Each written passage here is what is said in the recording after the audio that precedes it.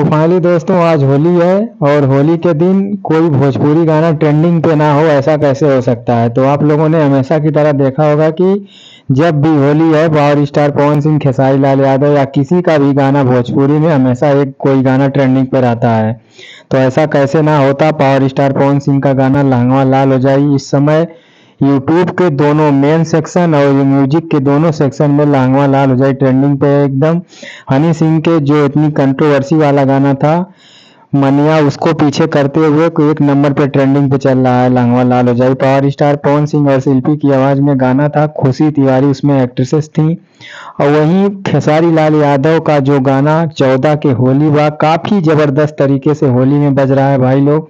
खेसारी लाल यादव और खुशी कक्कर की आवाज में गाना है, प्रिया रघुवंशी एक्ट्रेसेस हैं, पप्पी रिकॉर्ड से गाना आया था, जबरदस्त तरीके से बज रहा है और मिला जुला के सभी प्लेटफार्म पे करीब 25 मिलियन व्यूज क्रॉस कर चुका है।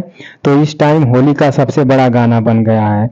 वहीं कैसे पीछे रहते उनका मतलब विजय चौहान का भी गाना जबरदस्त तरीके से बज रहा है और 20 मिलियन व्यूज क्रॉस करने वाला है। मोबिल डाला था, भतार मोबिल डाला था, विजय चौहान इस गाने को गाए हैं।